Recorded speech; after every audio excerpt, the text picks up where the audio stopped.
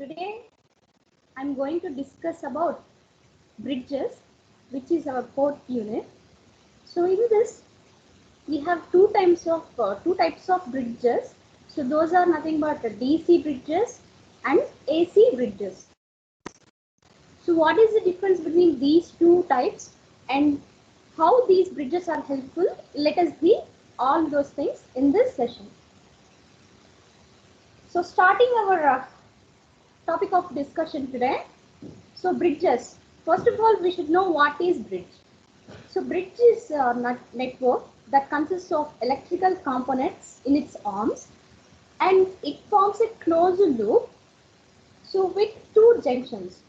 So at one junction we are going to connect one DC current source, and in the another junction we are going to connect one current detector to measure the current due to the fluctuations present in the bridge. So if you look at the construction of bridge, so it looks like this. So this is the construction of a bridge. So it is Wheatstone bridge. So what is the advantage of this Wheatstone bridge? All that we will discuss later. So first you should know how the construction should be. That is why if you look at this bridge, so we have four arms. These four arms consist of four electrical components. Those four electrical components in this Wheatstone bridge are nothing but resistors. So not only resistors, we can connect inductors as well as capacitance also. But here, this is DC bridge, we have used only resistors. So I will tell you what is the difference between AC bridges and DC bridges. But first, this is the construction of the bridge. So, closed loop, which is formed by the four electrical components, and we have two junctions available. So nothing but A. So at A, this is nothing but voltage along with the current. So they are inseparable, you know, right? So here we have another junction C. So here we are going to connect galvanometer. So which is nothing but the meter. Okay, so which is going to measure the amount of current or voltage the bridge. So coming to the use of bridges. So we are going to use this bridge circuits for measuring the electrical components like resistance, inductance and capacitance. So that means these bridges are helpful in finding the unknown values of resistance, inductance and capacitance. So here we are going to connect different electrical components in each arm. So among those four electrical components, three are known values. The another one is going to be unknown value. So we are going to find out that unknown value with the help of bridges. So this is the usefulness of bridges. Now coming to the types of bridges, so we can classify the bridges based on how, with which voltage, whether the bridge can be operated with the help of direct current voltage or alternating current voltage signal. So we have two kinds of bridges. So those are nothing but DC bridges and AC bridges. So in this section, we are going to discuss only about DC bridges, how many types of DC bridges are present and what are the uses of the DC bridges we are going to discuss now. So DC bridge is nothing but, this is the bridge which is going to operate of direct current voltage signals. So the bridge circuit which can be operated with only DC voltage signals, so is known as DC bridge circuit or simply DC bridge.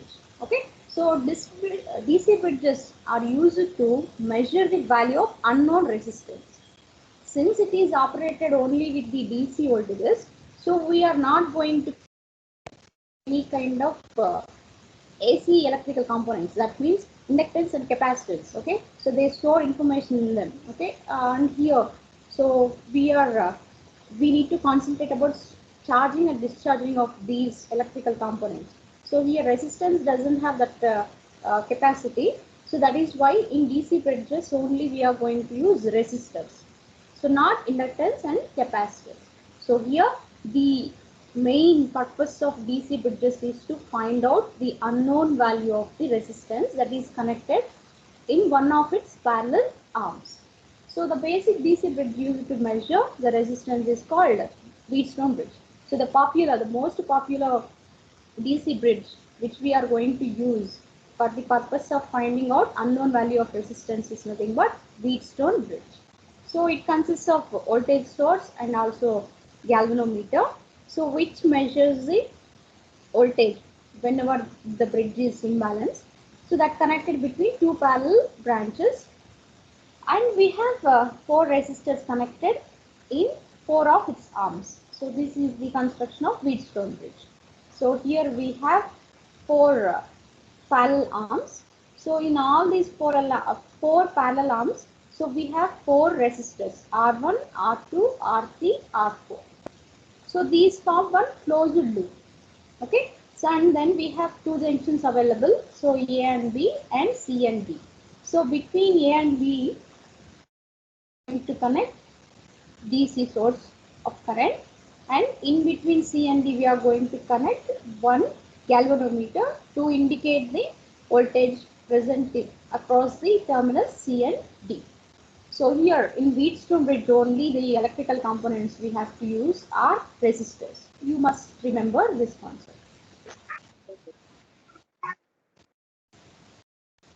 So next, coming to the operation of this Wheatstone bridge, one parallel band contains one unknown resistance, and the remaining three parallel bands contain.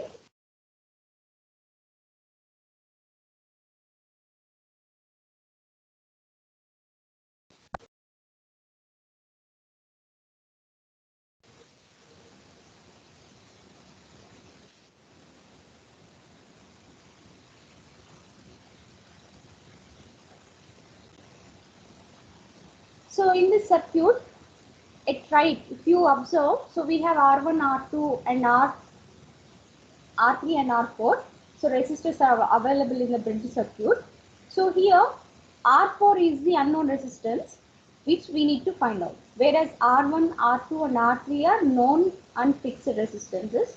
So out of R1 and R2, R3, R1, R2 are fixed resistors. We are not going to change their values, whereas R3 resistor is adjustable resistance. So why? Because in order to find out the unknown resistance value R4, so we need to balance the circuit while varying R3 resistor. So that is why here R3 is known resistance, but it can be adjusted one. So whereas R1, R2 are fixed resistances, we are not going to change any of those resistance values. So R3 is very until the voltage across the points, midpoint C and D. So where we have connected the galvanometer. So it will indicate 0. That means whenever there is no current flow between these two terminals C and D, so then we can say that the bridge is balanced. Otherwise the bridge is imbalanced. So whenever the bridge is balanced, at that time it is possible to find out the unknown resistance value. So that is why we need to vary the resistance R3 until the meter shows the null reading. That means zero current or zero voltage present across the terminals, or zero current is flowing to the galvanometer. So based on that, when the bridge is in balanced condition, that means no current flows through the galvanometer. So and there is no voltage drop across the terminal C and D. So these are the conditions when the bridge is balanced. So there is no current flowing through the galvanometer. So galvanometer indicates the reading 0. And if you observe the voltage across these two terminals, it also will become 0. So that is the indication of balancing the bridge. So whenever the bridge is balanced, then the voltage drop across the resistors R1 and R2 will be equal. Okay, so that means I1 R1, so which is the voltage between the terminals AC is I1 R1, and the voltage across the terminals AD is nothing but I2 R2. So these two voltage drops will become equal. Similarly, C and B, okay, and B and D. So here we have R3 and R4 resistances. So here also, since the bridge is balanced, the voltage drop across the terminals B and C and B and D will be equal. So I3 and R3 equal to I4 and R4. So these are the conditions we must maintain when the bridge is balanced. So according to the nodal equations, whenever the current through the galvanometer is 0, so the current can be found with the expressions using like this. So I1, the current which is flowing through the resistance R1, so can be found with the help of this expression.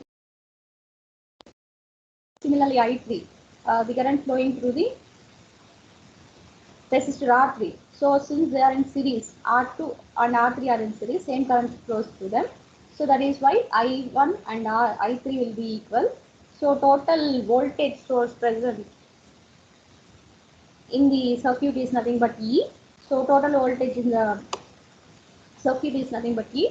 So we have, according to the formula of current, so current it can be calculated with the help of the ratio of voltage to total resistance. Since those two resistors are in series, so I1 or I3 current will be equal to E by R1 plus R3. Similarly, since R2 and R4 resistors are in series, so the current passing through the R2 and R4 will be equal. So I2 equal to I4 equal to E by R2 plus R4. So these are the expressions for different currents present in the bridge. Now here we have whenever the bridge is balanced, the relations among them is given with the help of these two equations.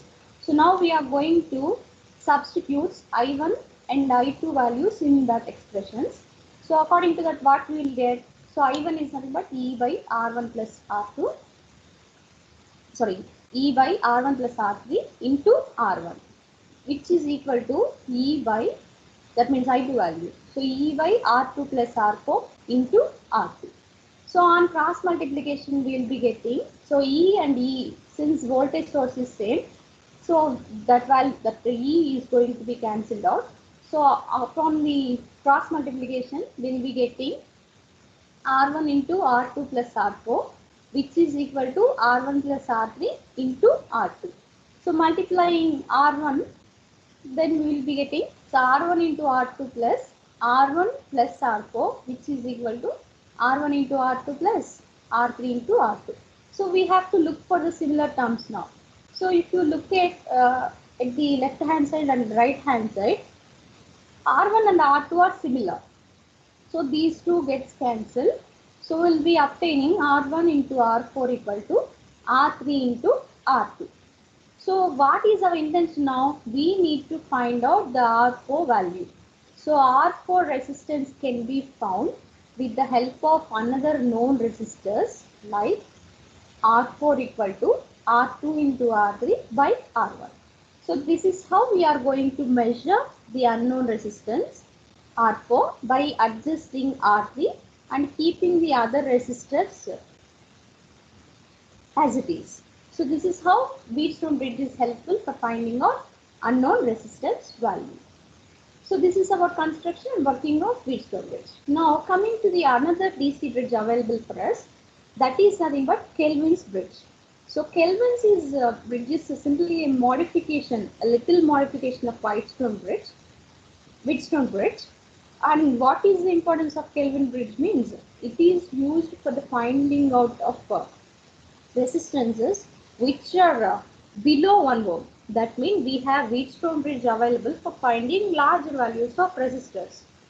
But when it comes to the measurement of small amounts of resistance which are below 1 ohm, so Wheatstone bridge will not work properly. So that is why Kelvin bridge is used for finding the value of resistors whose resistance is below 1 ohm. So very smaller minute values of resistances can be calculated with the help of Kelvin's bridge.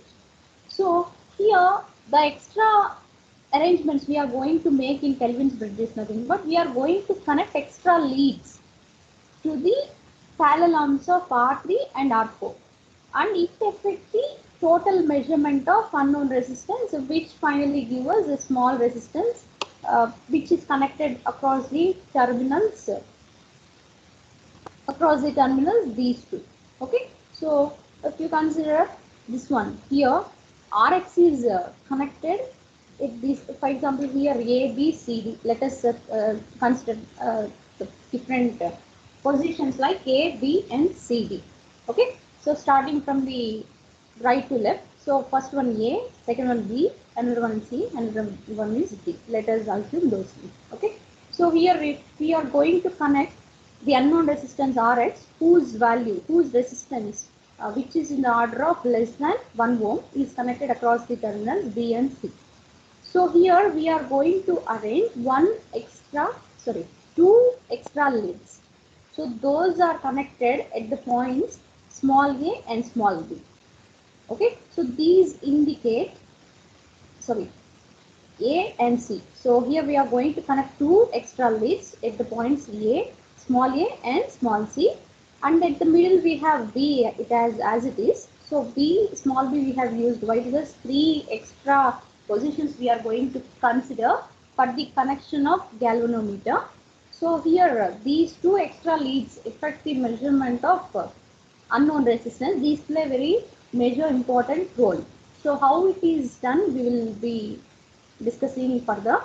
So, but here we are going to connect extra resistors at the pointer, at the points A, which is present at the left side, and point C, which is present at the right side. So here we connect extra resistance here. So it is going to modify the unknown resistance value. Is whenever the bridge is imbalanced, okay, so we are going to make adjustments with the help of these two extra leads. So here these extra leads connection is defined by another resistance that is called Ry. Okay, so whenever we are going to add these extra leads in the circuit, so that resistance is known as Ry.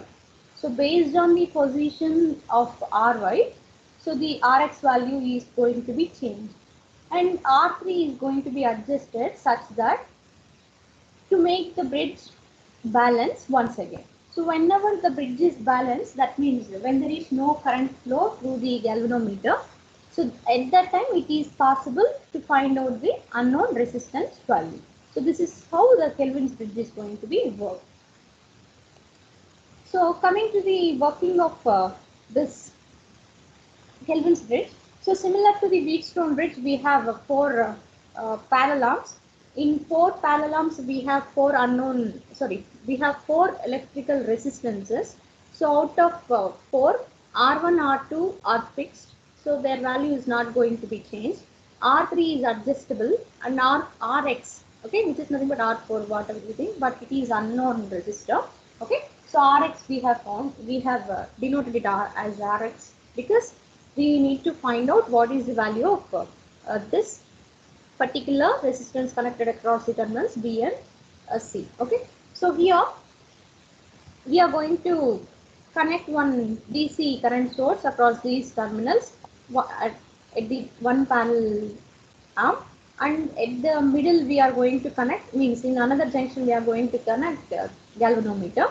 So here how these values of Rx is going to be changed whenever we have added extra resistors in the leads at point A and C means. So whenever we are going to connect galvanometer to the position A, so at that time this Ry resistance is going to be added to the unknown resistor Rx. Okay, and similarly if we change the position to the C, okay, whenever we connect this galvanometer lead to the point C, so then Ry resistance is going to be added to R3. So such that it is trying to make balance between the bridge components. Okay, so whenever this kind of arrangement is done, see whenever this galvanometer is connected to point B, small b, okay, so then it works like Wheatstone bridge. So the main difference between Wheatstone bridge and Kelvin's bridge is nothing but the galvanometer connection to the different leads, so which are present at the left and right hand side of the middle terminal B. So this is going to vary the total resistance present in the. So So the usual balance equations for the bridge circuit is nothing but, so Rx plus RCB equal to R1 by R2 into R3 plus RAB. So whenever the Kelvin's bridge is in balanced condition, the resistance ratios will be like this. And similarly, we have already discussed the resistance Ry is nothing but the due to the effect of combination leads present across the terminals A and C. That is why RAB plus RBC. So is nothing but the total resistance of RY. So RAB plus RCB equal to RY. And whenever we have connected galvanometer to position A and position C, so at that time, if we connect the galvanometer at the middle position B, so at that time it will work like Wheatstone bridge. Okay, so whenever the galvanometer is going to be connected to the small B terminal, it will work like Wheatstone bridge. So at that time the resistance values will vary like this. That means RCB by RAB equal to R1 by R2. So this is the expression when the Kelvin's bridge is acting like Wheatstone bridge. So we have to consider these expressions for the operation of Kelvin's bridge. Now, taking this equation of balanced equation of Wheatstone bridge, okay. So RCB by RAB equal to R1 by R2. So now we are going to add both sides. So which doesn't change the expression, because these one will get cancelled, that ratios will become as it is. So now we are going to add both sides. So and we are going to take common RAB common and R2 as common. So that at the time what will be obtaining? So RCB plus RAB by RAB equal to R1 plus R2 by R2. Okay. So now we are going to see, since we know that RAB plus RCB, the total resistance will be equal to RY. So which is given here. So RY is the total resistance, which is the combination of RAB and RCB. So RY by RAB equal to R1 plus R2 by R2. So which will be, from that we are going to obtain the expression for RAB as R2 into R1 by R1 plus R2. And we know that the total resistance RY equal to RAB plus RCB. So we are going to obtain the expression for RCB as RY minus RAB. And here we have the total resistance RAB, which we are going to substitute here. So what we will get now? RY minus R2 R1 by R1 plus R2. So from this RCB expression is, by taking it common, so R1 plus R2 common. So R1 plus R2 into RY minus R2 R1. So on multiplication, what we will be getting? R1 RY plus R2 RY minus R1 R2 by R1 plus R2. So here these values are going to be cancelled, means R2 RY is similar terms with the opposite signs are present. These two values are going to be cancelled. So now RCB value is equal to R1 R2 by R1 plus R2. So now we have the expression for RAB, and now we have the expression for RCB. So total resistance RY is the sum of RAB and RCB. So we are going to substitute these two values now. So on substituting these two values, we will be getting expression. Okay, so RY will be the combination of RAB and RCB, and these two values RAB and RCB. Okay, so we are going to balance the bridge. Okay, so here we have a bridge balancing expression, that is Rx plus RCB equal to R1 by R2 into R3 plus RAB. Since we don't know the values of RCB and RAB, we have found out by using these expressions. Now we are going to substitute RAB and RCB in this expression. So we'll be getting here R1 plus R1 R2 by R1 plus R2, which is equal to R1 by R2 into R3 plus R1 R2 RY by R2 plus R1. So here On multiplication and division, okay, upon the cancellation of similar terms, so we will obtain the unknown resistance value, which is the ratio of R1 R3 by R2. So here the unknown resistance Rx can be found out with the help of this expression. So here this Rx is the unknown resistance whose value lies below 1 ohm. That means very smaller one. So how is it possible? Because of the extra leads which we are added at position A and position C. So which is the combination of Ry.